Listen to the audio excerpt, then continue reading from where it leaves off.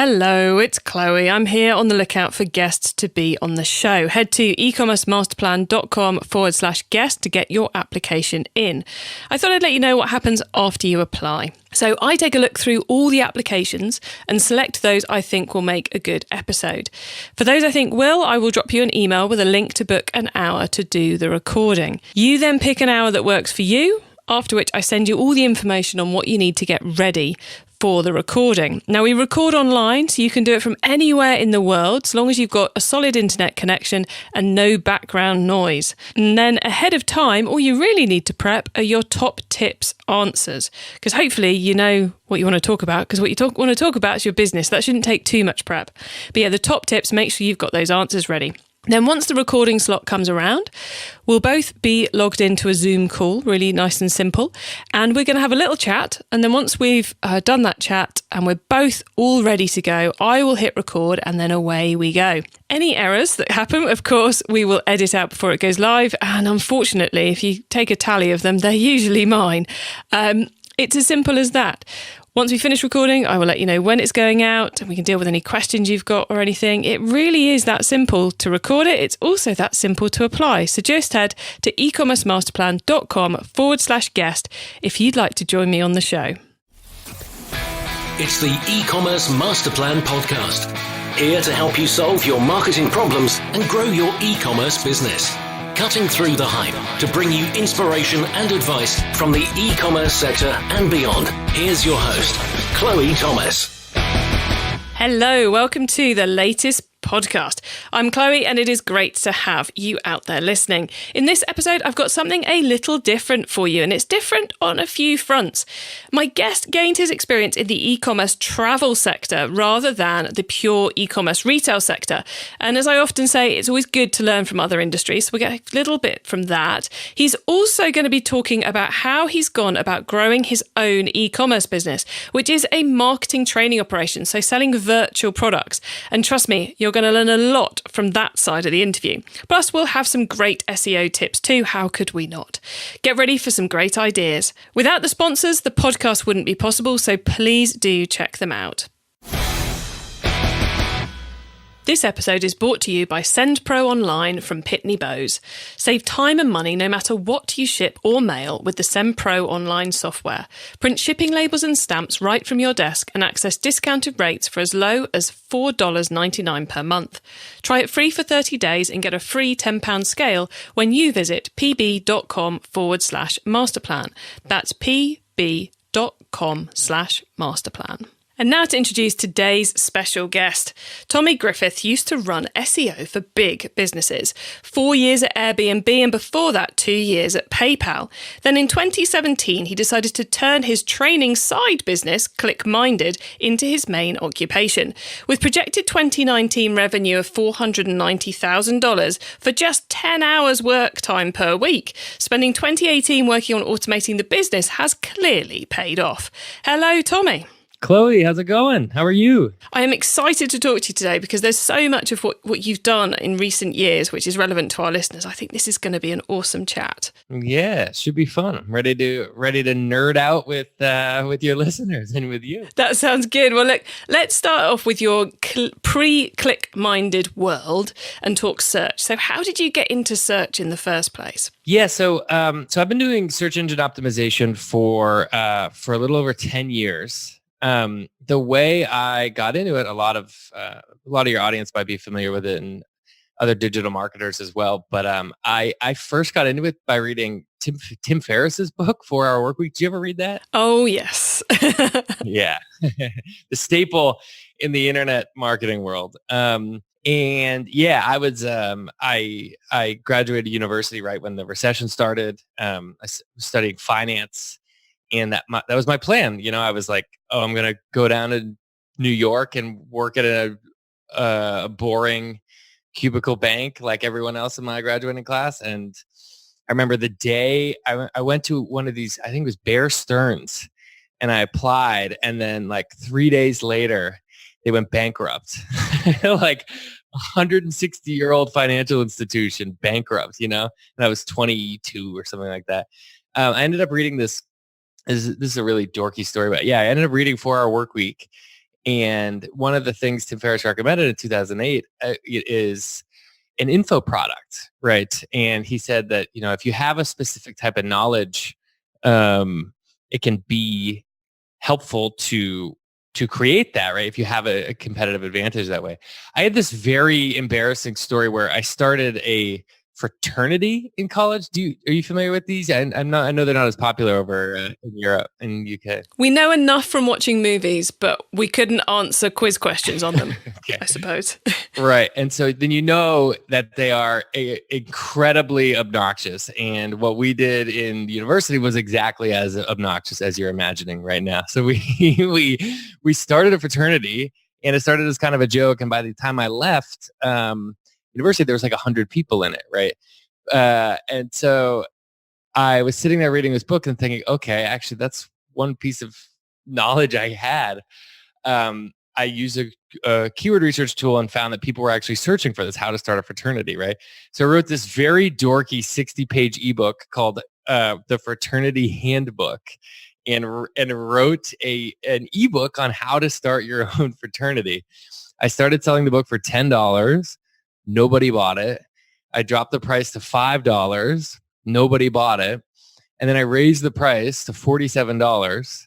And 250 people bought it. Wow. And that's when you learned about search, was promoting that. That was, yeah, exactly. So I wrote the ebook and they said, okay, how do I get this to the top of Google? Ended up, searching for how to do that, teaching myself. And then that spiraled into really loving search engine optimization, really getting into it, working for an agency, and then eventually joining the internet marketing team at PayPal a couple of years later, managing search engine optimization there.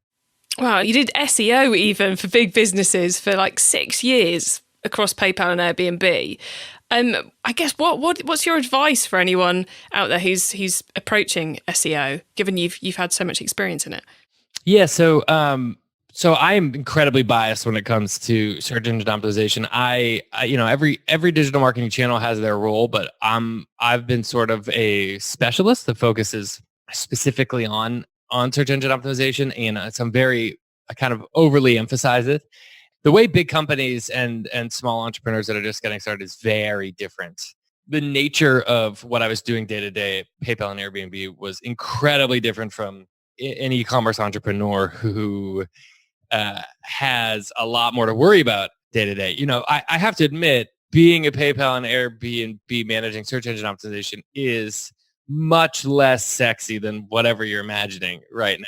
It's a lot of, hey, these engineers were about to introduce a change to these pages that's going to de-index them from Google, so we have to stop them, right? Or, hey, these designers want to propose something that's written in a language that's incredibly search engine bot unfriendly, and we have to change this, right? Or hey, these guys want to remove all the text from this page. That's a really bad idea, right?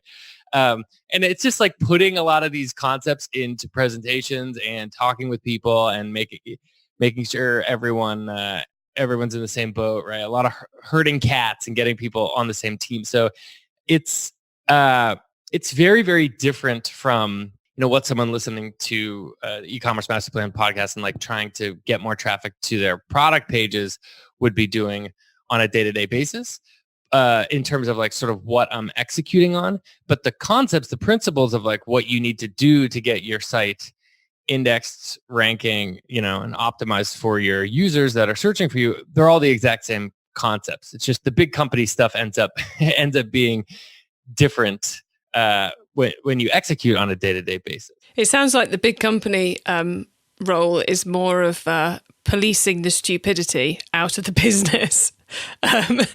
For sure. Can I steal that from you?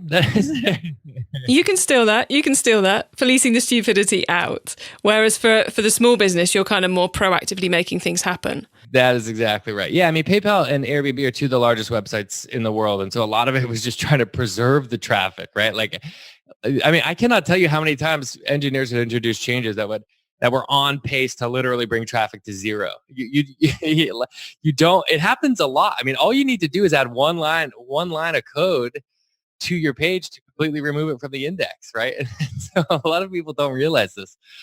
it was absolutely terrifying. Yeah, going into work every day, has anyone changed anything they shouldn't have? Right. Are we still there? Right. Is it still working? Exactly. So you did mention the principles, so I'm going to ask you very quickly about this before we dive into the world of ClickMinded. But what are those, would you say, are the key SEO principles that the smaller guys should be paying attention to? Yeah, I mean, we can, there's a massively comprehensive checklist we can give to your users if they want to check it out and go into the nitty gritty. But at a really high level, it's just 3 big buckets, right? The first is relevancy, and that's all. It's also called on-page optimization. That's making sure the URL and the page and the content is all designed for the right intent of that user and makes sense for that user. The second is authority, and this is just a fancy way to say link building, right? Making sure you have a lot of authoritative sources pointing to you, and we can go into those details a little bit later. And then the third one is technical, the technical optimization. And there's actually a lot there on the enterprise side, but that is, can the search engine crawl all my pages? Are they getting to all my pages? Have I added something that'll block the crawlers, right? Are my language settings correct, right? So just relevancy, authority, and technical optimization are the 3 big buckets. If you're a smaller site with, between 1 and 50 SKUs, let's say, you're probably less worried about the technical side if you have a lower number of URLs. And sort of when you get into the thousands, tens of thousands, hundreds of thousands, and millions of URLs, the technical side kind of becomes more and more and more important, just because it's a comprehensive problem for search engines to kind of crawl and go through your site, right? I've had an Amazon FBA business for a while, and we had a very small number of SKUs, and it was on Shopify, and it was pretty easy, right? But at Airbnb, we have 55 different top-level domains, 20 different languages, a number of different subdomains. And so the upper bound of URLs we were managing was in the tens of millions, right? And so there's just a very comprehensive problem to get Google to crawl all of that every single day. And that was sort of one of the things I was doing more on the enterprise side. But then now that I'm working on my own business, at a smaller business, it goes more focusing more on the relevancy and authority side. Well, let's talk about that business you're now running yourself, which is ClickMinded. Tell us a bit about what the product is. So we've been very vague about that thus far. Yeah, so ClickMinded is a digital marketing training platform for entrepreneurs and marketers. I started it at PayPal, actually. And not out of the niceness of my own heart. My boss asked me to do like a marketing training day for my colleagues, and I ended up training everyone up on search engine optimization and turning it into an online course. So anyone joining the internet marketing team took my online SEO course, kept working on it while I was at Airbnb, and I ended up making it kind of like how we train all the new people on the growth team on search engine optimization. They would end up taking my SEO course. It was just a side project, and it ended up a couple years in eclipsing my own salary at Airbnb, and which is great. And yeah, 2 years later, I've been traveling, working on it. We're up to 7 different courses now. A small staff, and we cover a number of different topics. And our model is we try and use world-class experts that do this stuff every day, right? So our social media course is taught by the head of social media at Airbnb. The content marketing course is taught by the former content strategist from Lyft. And we try and find these kind of people that are experts that are doing this every day and teaching everything that they know. So it's been a lot of fun. Nice. And what platform are you selling that on then? Yes. So our site is built on WordPress. Actually, if you want to dig into the details, I love talking about this stuff because I've tried every single learning management system possible. I have failed miserably at so many of them. I had so many plugin conflicts and bugs and all these things. But yeah, we can dig into this. So the actual site is built on WordPress, but the product is on a subdomain using Teachable. Are you familiar with Teachable, the learning management? I use Teachable myself. Very nice. Yeah. Yeah, so we're in like a learning management system renaissance right now. There's a lot of great options. I started my online course in 2012, and there were not a lot of options. Yeah. No, it still kind of blows my mind that you can just do it all in one place and you don't have to have a separate video host and you don't have to have this separate or that separate. It's kind of like, whoa, this is so simple.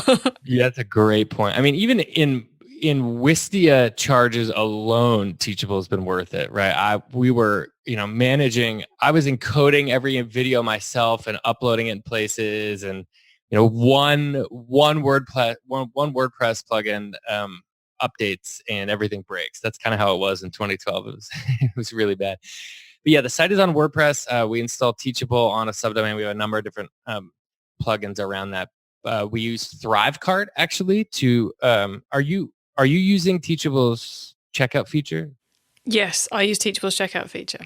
Yeah, it's actually much better now. They've improved it a lot, and I think it's fine to use, but it was lacking a few features a couple years ago that they actually added already, but we ended up using Thrivecart to actually process payments, and we have lots going on underneath, all connected through Zapier. Kind of crazy, isn't it? Like, you would have thought in the world of the internet, the tech stack for selling physical products, which most of our listeners are doing, would be less well developed than the platform for selling virtual products, yeah, which are consumed online. But like we've just raved about how simple it is now, but still you've got a front end on WordPress, a cart on Thrivecart, and product delivery on a third platform because none of them quite did it right. Whereas for everyone listening, basically all of that's handled by one platform. A Shopify, a Magento, a WooCommerce. It's kind of crazy that it's that the two are so unequal in that front. That's a really good point. Yeah, because my old business was on Shopify and it was so much easier. I mean, maybe the nature of the problem is more uniform, and so it was easier for Magento or Shopify to answer it, to figure it out. But you're right. ClickMinded is significantly more band-aided and duct taped together than the Shopify site ever was, for sure. That's a good point. I never really thought of that. Yeah, I would say I couldn't run the training side of my business without Zapier.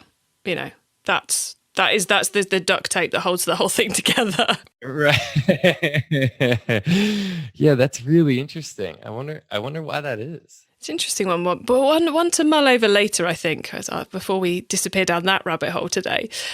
You mentioned you've got a few team members. So who have you got working on ClickMinded? Yeah, so we, on kind of day-to-day operation stuff, the business has different needs sort of as we've gone along. So when we first were creating all of our courses, that was a lot of work in and of itself, right? 7 different courses, 35 hours of HD video. So that was a bunch of work, and we needed different staff at that point. Now it's changed a little bit because the actual products are created, and so it's a little bit more maintenance. So we have video editor guy.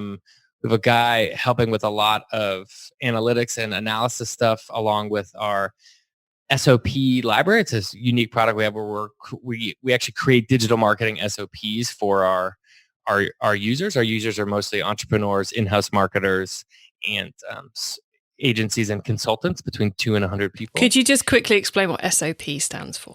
Yeah, sorry, being too jargony, right? Yeah, SOP stands for Standard Operating Procedure. It's just a fancy way to say like a really comprehensive checklist.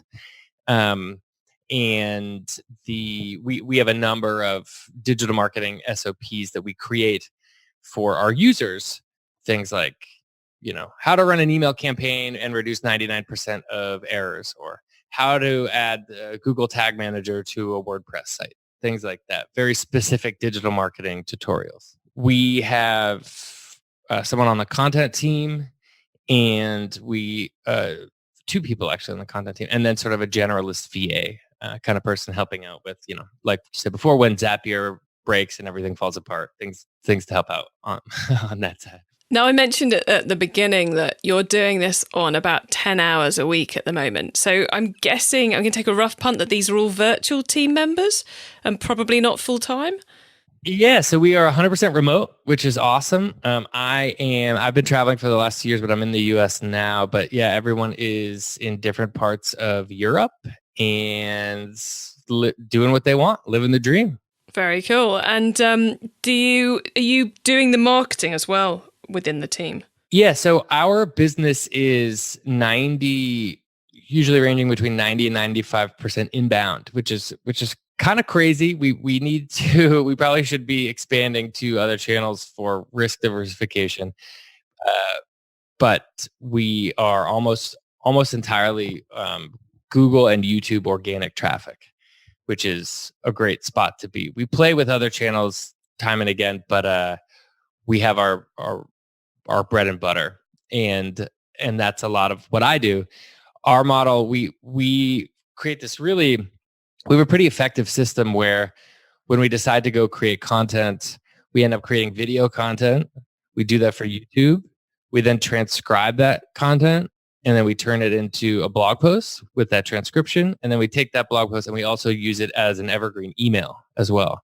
So one YouTube video ends up getting a lot of lifespan for us, right? We use it as YouTube, blog posts, and emails, and it just becomes it's actually a very effective system to push out content for users. So you do a lot of free, in inverted commas, video content to get people in to buy your paid for video content. Yep, exactly. I really love, are you familiar with this guy, Ramit Sethi, I think is how you pronounce his name, the personal finance blogger guy? Have you ever heard of him? No. He wrote this, I love this guy, personal finance blogger. He's been around for a really long time. I've been following him since I was very young. But his sort of model is like, okay, 98% of what I do is free. But if you're looking for results even faster, here's the paid product. And so that's sort of the way we take it as well. Nice. And it pays off, doesn't it, taking that approach? It does. It's really working for us right now, and we're really happy with it. Yeah, for sure. I think that's the nature of when you're an information business. The first thing, especially when people want to criticize your business, they always say, couldn't I just do that online for free on YouTube? And 100% of the time, yes, you can. That is for sure. It's just the nature of whether or not you trust that source, whether or not you want those updates. I've found just in my own life, free YouTube videos versus even a very heavily discounted, very inexpensive course could be the difference between hours and hours and hours or weeks and months of making mistakes and learning on your own. So that's the angle we take, is we say, you absolutely do not need this course. You 100% can learn this on your own. But we've been doing it for 10 years. And if you want to get there faster, click here to buy now. And people enroll. People seem to like it. Nice and simple. Drill down to just that one message. I love it. Right. Tommy, you mentioned about the fact you turn those blogs into evergreen emails. And I mentioned up front that you guys have done a lot of work on the automation side of the business in order to make it easy to run and easy to kind of test and optimize. Do you want to tell us a little bit about kind of maybe the decision to do that and then how that journey's flown for you? Yeah. So and this was actually a very difficult time in our business because I was full-time at a great job and decided to go all in on this. And had a guy that was sort of working for me as an apprentice for a while, and then was working somewhere else. And we were going back and forth on whether or not he would come full time and sort of be a co-founder with me. And we ended up pre-selling all of our courses and doing this sort of Kickstarter style pre-sale launch that went very, very well. We ended up doing 6 figures worth of sales in 7 days for a product that didn't exist yet, right? And that ended up being the catalyst for him leaving his job to come full time. So all of a sudden, I was full time on this. He was full time on this. We were both all in, and then everything started crashing, right? Like we made a bunch of changes to the site, and traffic started dropping. Our pricing wasn't right. 2 of the products weren't comprehensive enough, and we took the wrong angle on them, and we needed to make changes. We were getting refunds, and so everything started crashing. And while everything was crashing, Eduardo, my now co-founder, said, hey, I want to invest a bunch of time and effort in automating a bunch of stuff that we won't see the return from right away. And I'm like sitting there like hair on fire, screaming like, oh my God, is this going to work? Is it, can I pay rent? That kind of stuff. But that ended up being the right decision. We invested heavily in the automation of the business. So we're on Drip, which it has been great for a number of different reasons. But the basic idea is we got really, really specific with our customer avatars and with our interest topics, right? So we sort of get users to opt into the topic they're interested in. And we created a bunch of content around each topic. And we sort of deliver them content based on what they're interested in at the right times. And we've automated a number of different things, right? Including, offering a flash sale to these users or getting them automating, trying to pull them back into the site to consume more content if we think they're interested in something. So it was a little bit risky because the business was sort of crashing out while we were investing in these things that take a long time to realize. It sort of takes a little bit of time to figure out whether or not it was worth it, but it ended up working out. And now our business is almost entirely run on Drip and the automations that we've built within Drip. Nice. So basically your inbound activity, the YouTube, the SEO, the Google stuff, that's getting people onto the website, and then they're signing up to email marketing, basically. Is that, and then you're sending them the right thing at the right time to get the purchase? That's exactly it. So we basically focus on, all of last year we focused on the bottom funnel and the middle funnel, which is, what do we offer? When do we offer it? How can we make it great for users? How can we improve it a lot? How can we offer it for as cheap as possible or at the right price? Yeah, and then moving up in the funnel, it's just pouring traffic onto that funnel, right? So our business is entirely run on our email marketing list now. E-commerce Master Plan is supported by some of the greatest companies in the e-commerce sector. Here's a reminder of who they are. Don't waste any more time waiting in line to send mail and packages. With SendPro Online from Pitney Bowes, you can send packages and mail without leaving your office for as low as $4.99 per month. And because you're an e-commerce master plan listener, you'll receive a free 30-day trial to get started, plus a free £10 scale shipped right to your door to help you accurately weigh your packages. Save time and money no matter what you send with this new offer for SendPro Online. Starting at only $4.99 per month, you can print shipping labels and stamps from your own printer, easily compare rates using the online software, gain access to special USPS savings for letters and priority mail shipping, plus track all of your shipments and get email notifications when they have arrived. Go to pb.com/masterplan to access this special offer. Get a free 30-day trial and a free £10 scale to get started. That's pb.com/masterplan. Experience the better way to ship with a free trial of SendPro Online from Pitney Bowes. It's time for the top tips round.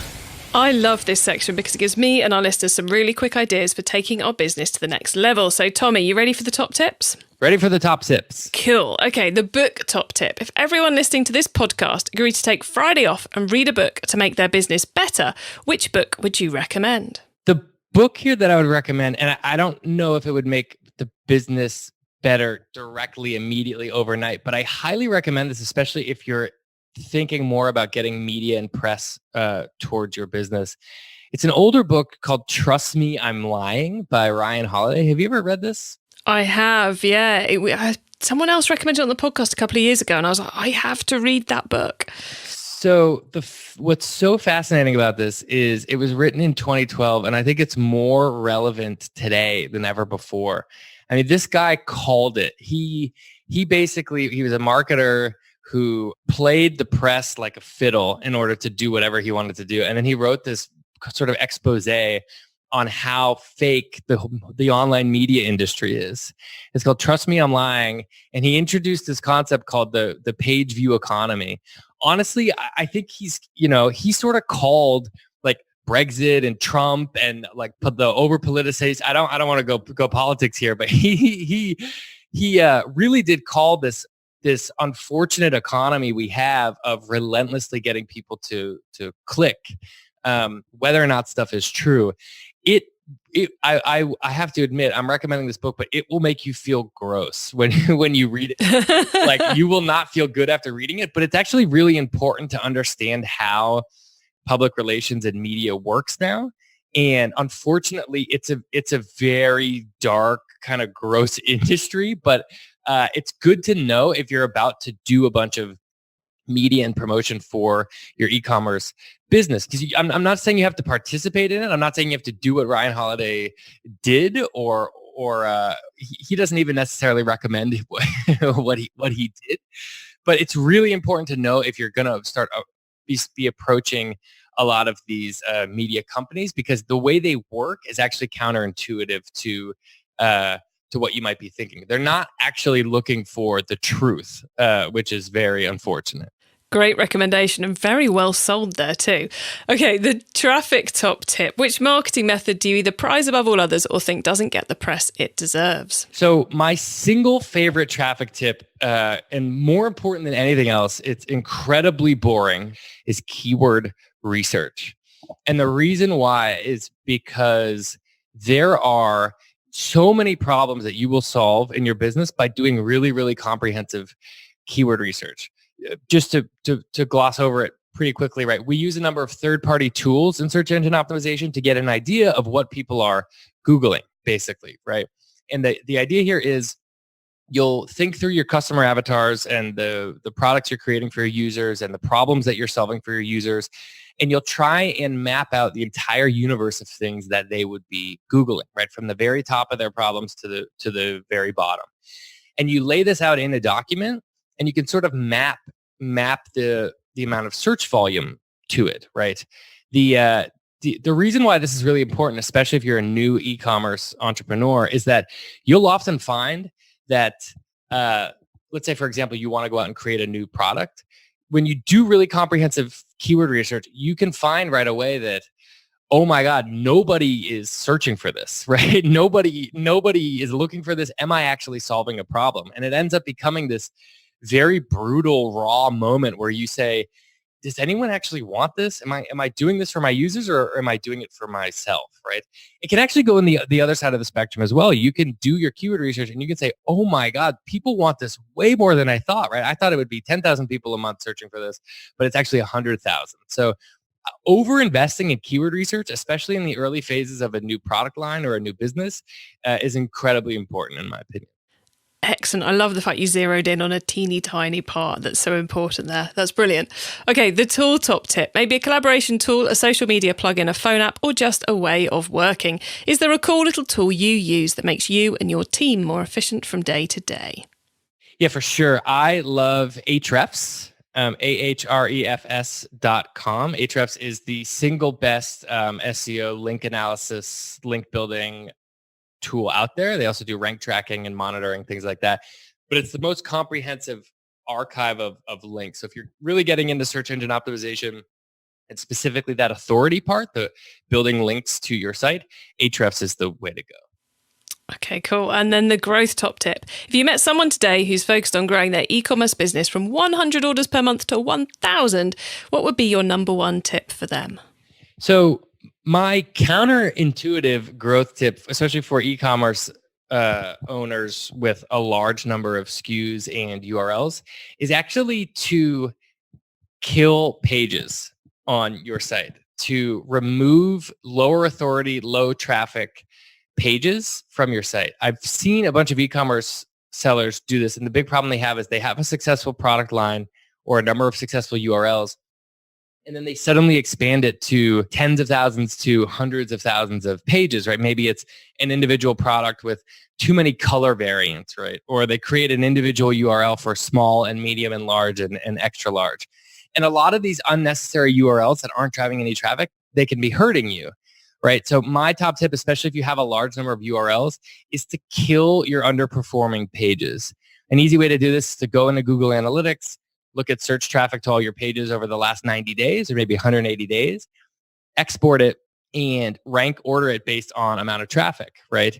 And if you have a number of pages that aren't receiving any traffic, you might need to figure out a way to sort of remove those pages and put more emphasis, more internal links, more backlinking into your top pages and sort of double down on those instead.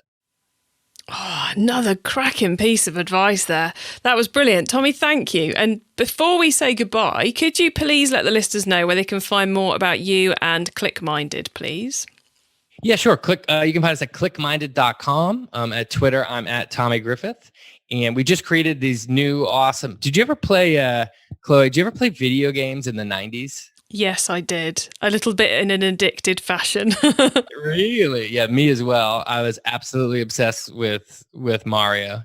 And we created, I don't know if you have these in the UK, but there were these very dorky magazines in the US called Nintendo Power. Did you ever see these? Yeah, we had plenty of those. Yeah. Yeah, I read them every month. I can't believe I didn't have a girlfriend. I don't know why. But we created this SEO strategy guide that's designed like a retro 90s Nintendo Power magazine. It kind of gives you all the tips, but it's sort of a retro 8-bit design. And so yeah, you can check us out there. I'll give you the link if that's cool with you. Yeah, that's cool. If you got the link there now, or shall I put it in the show notes for everybody? Yeah, you can just put it in the show notes. Okay, we'll put it in the show notes. Guys, you can find the show notes at ecommercemasterplan.com/podcast and then click on the link to this show. Tommy, you have been a star today, sharing so much from your crazy amounts of experience. It's been an absolute pleasure having you on. So thank you. Yeah, Chloe, thanks so much. Appreciate it. It was fun. Well, there you have it, guys. A whistle-stop tour through the world of SEO and how Tommy's going about building his virtual product e-commerce business. I guess key things to take away. If you ever think doing normal e-commerce, the physical product e-commerce is all getting a bit complicated and challenging, just try and do the virtual stuff, because it's a whole other ballgame where there isn't that amazing system that will do the great majority of it for you. Also, those tips he had around search, I thought were really, really strong. So the relevancy and authority being the key thing if you haven't got thousands and thousands of pages on the website, and then the technical being something you really do need to focus on if you've got all those pages. And then those tips he had around using Ahrefs for your link building, and then that one about actually killing off some of those underused pages. I may well go and do that myself tomorrow. That may well be happening. See if I can boost my rankings by doing that, because I know I've been blogging on. We've been putting stuff live on e-commerce master plan for 7 years now. And there must be some stuff on there no one looks at anymore. So I might go and get rid of that. Time to go and do some spring cleaning. So I hope you've enjoyed the chat today. I hope you've enjoyed the show. If you want to get the links to that download, the retro Nintendo download Tommy mentioned, and the top tips links and details of everything else we've been talking about today, plus some related episodes, head over to ecommercemasterplan.com/podcast. That's one page that certainly won't be being removed from the website. And there you will find a link to this show. And Tommy's on the show today because he asked to be on the show today. He got in contact and said, Chloe, can I come on your show? Now, if you'd like to follow in his footsteps, then head to ecommercemasterplan.com/podcast and click on the link to become a guest. It's as simple as that. I hope you have a great week. Keep optimizing. Thank you for listening to the E-commerce Master Plan podcast. Find out more at ecommercemasterplan.com/